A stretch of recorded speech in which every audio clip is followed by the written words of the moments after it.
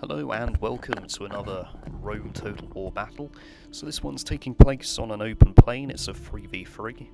And as we get underway, what you can see are the Seleucids here. I've got two Roman allies. I'm on the opposite side of the battlefield. So this is General Cobrax. So there's a lot of archers there. It's about 6 archers, backed up with 6 Silver Shield Legionnaires. There's some companion cav, 3 units of cataphracts and a general's armoured bodyguard there, so we'll just take a quick look. So the Silver Shield Legionnaires aren't really a match for any of the other infantry here, but they are going to rush forward just to protect the archers. Over here we can see very well armoured and looking very intimidating cataphracts. An odd choice, general's armoured bodyguard. I would actually go for the cataphracts, even though the general's bodyguard has a couple of hit points more. So as we rush over to the centre of the fight, this is where the computer player comes in. He's just a line of urban cohorts, so we'll zoom in, but not much point here. It was only when I watched the replay that I realised exactly what the other armies were composed of. So here we have companion cav. This is one of my flanks, my right flank. So I've got 3 companion cav here. Up centre I've got a line of royal pikemen. 1, 2, 3, 4, 5, 6, 7, 8.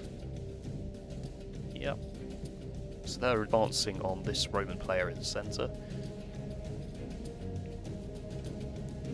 He's got a line of urbans, and strangely he's put the cav right in the centre, which, if you're going up against a Greek pike faction, in my mind it makes more sense to have the cavalry on the flanks rather than in the middle, because otherwise charging them forward, you're charging them into a line of pikemen. So yeah, rather odd. And then having the cavalry auxilia here again, I'd have them on the flanks but maybe behind the Praetorian cav or out in front maybe, doing some skirmishing. So my pike line is engaging here against this line of urbans. There's about 1, 2, 3, 4, 5, 6, 8, 1, 2, 3, 4, 5, 6, 7. Oh, sorry, I'm losing count here. 1, 2, 3, 4, 5, 6, 7, 8 there. We've got Archer Auxilia behind, so there's about, looks like 4 units, because that looks more, I don't know, 5 units of archers, so again, highly irregular, this army. But these are good archers, it has to be said. They've got good range. So my Cretan's going to have to combat with that. Some of these pikes haven't gone straight in, you can see, and it's because I'm having trouble managing my own army. I don't have that much good control. What is helping me is that my ally came over from the left flank. He's now on my right flank here, so he's just busting through the line, and he's going to come down the line. Now he flees the field like a coward. So I'll go and look at some of this action going on, which is why I haven't been on to the left flank yet. So that's the Juli general gone. A bit of a mistake to deploy him on the left flank there, completely unprotected. You can see here I've got my companion cav now behind the Juli's lines. There's not much he can do, even if he did have cav, which I think he did, judging from that horse corpse there. The cavalry auxilia are fairly bad as a unit. I mean, the javelin throwing capacity is good, but the problem with Rome Total War javelin armoured cav is they don't actually do much damage at all. So here I've broken through an archer. I'm going to go right into the back of these legionnaires, urban cohort. Pulling out again, I'm going to try and chase away all these archers. Here I'm going to go straight for the what are these, cavalry auxilia. Although why I didn't just charge into them, I don't know. So you can see he actually went into the companion cav there. So I am now going to give chase. I'm going to try and go straight into them. and that is causing quite a few casualties, as you just saw there. So I'm completely massacring the cavalry auxilia, which again just sort of shows it's a weak choice to go for the cavalry auxilia. I've also got these, these units. I'm just going to bring them back. It does look like he's got his cavalry auxilia up there, but I don't really want to risk a chase at the moment. So there, I've just finished off one of the last urban cohorts. This is leaving Greece in a rather awkward position because while this has been going on, the Seleucids have been trying to play catch up. They've got the cataphracts over here and they got behind my lines and went after my Cretans. Equally, I'm going to take my general who's in a companion cav. I'm going to go after the Seleucid armoured general. So that's going to be a fairly easy fight. But now we're over here, I think we might just have time to see this quickly.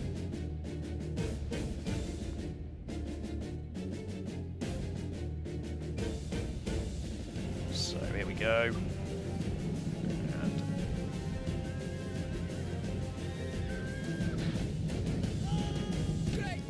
And there goes the Seleucid general. So we're pretty much managing to wrap up the entirety of the enemy right now. Apart from a few small stragglers, small urban cohort there. The Greeks haven't really done too much in this fight, and a part of me says they could have intervened against Greece if they'd gone out of phalanx formation and just sort of charged down the left flank of my line. That might have made the fight more interesting. Instead, the Greek players decided to just make a box here, which is a bit of a safe option at this point.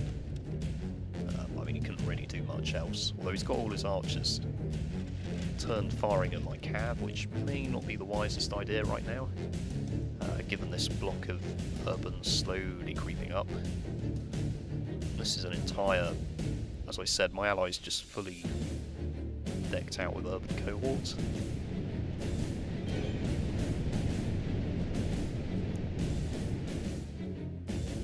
Urban cohort really are sort of the power unit of the Roman army in this game. So you can see some cavalry auxilia fleeing there, but they can push through just about any hoplites. And certainly in, I mean, if you watch Timekeepers, or what's it, Time Commanders, that's it. And they will say that heavy Roman infantry can push through hoplite formations. And they certainly did push through my line. As you can see, few of my pikes survived. Only the ones on the right flank, really. So I only got 3 pikemen. That's not really going to matter because with the javelins going into the side of these Spartans, which is a good target,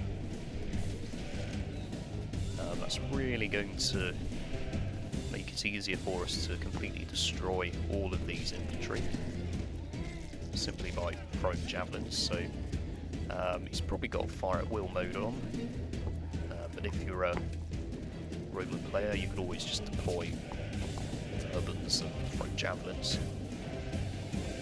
at hoplites, to make more sense. So he's decided to throw his Spartans in there, and he's just going to create one massive line. I mean, this does leave him open to rear charges like this one. This is going to be send the Spartans flying and the cavalry auxilia. I have no respect for whatsoever in this game. So I have gone for an opportunistic target. I am going to have to be careful with my cav, because obviously if I go into the front of the hoplite units, they're going to be completely destroyed. My general here trying to go into the back of another Spartan there. Oh, don't know if he loses his life here, but he's going to have to be very careful. And I'm trying to distract that unit, so just save my general.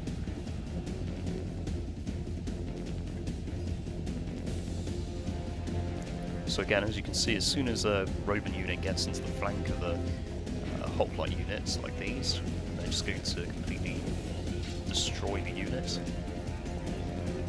because Sidon, they don't have protection with the long spears. Your general now lies dead because of his foolishness. Apparently His my men general will just lose died, heart. so that was a mistake. I'll just check. Yeah, I have actually lost my general now. So I was a bit careless there and I've lost my general, but it doesn't matter too much at this stage because we're just wrapping things up, trying to get rid of these Spartans. You can see it is taking a lot to do that. I mean, I'm attacking them from the rear. I am getting attacked myself because he's turned around his armoured hoplites right beside his own Spartans. Luckily, because of these spears, they've pushed the Romans back. The enemy general is slain, and now his men fear us. It is And time to by press pushing the attack. Romans back, they can turn their own units round and just sort of attack from the rear. So in some ways there is a bit of pike boxing going on, but it's more of a double pike line. Anyway, as I was saying, getting into the flanks is really, and the rear is really the way to get rid of these pike units. That's what's happened to my Macedonian pikemen.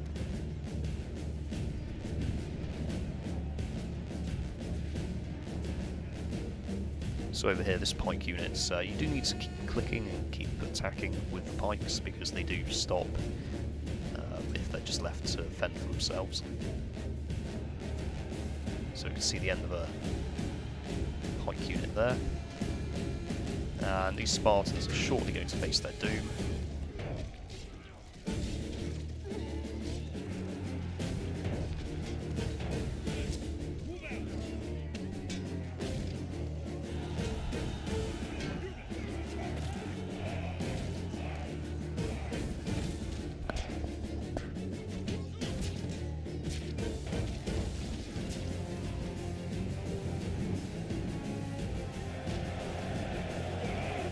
So yeah, and that's those Spartans gone. There's some, looks like there's some urban cohorts over here trying to run around, just be annoying.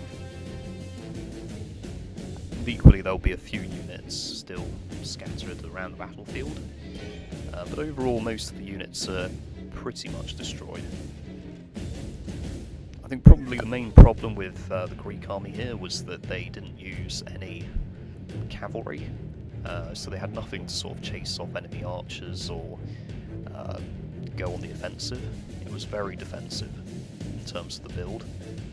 That certainly let down their ally, because it seemed to be the plan of, well, it seemed their strategy was just to sort of sit there and try and defend, which when you're against free Roman factions who have access to good counter-infantry like urbans, really you need to be thinking about going on the offensive, in my opinion. The enemy's hearts are full of fear, and now they Certainly with flee. factions like Macedon and the Seleucids you can do that.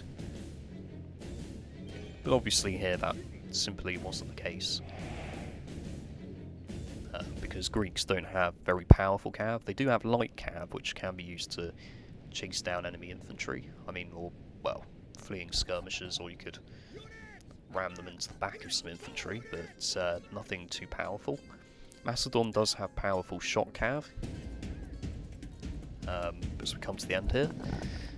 As to the Seleucids, or Pontus possibly, that would be another good choice. They do have a range of interesting skirmisher infantry and cav, as well as chariots, so there are some interesting options there, and you don't have to have Greece to field a very good army, even though the Spartans have the best attack value, which is certainly something that could make people want to choose Greece, but equally you shouldn't rely on pikemen, which I think is what this has just proven. So, thank you for watching, goodbye.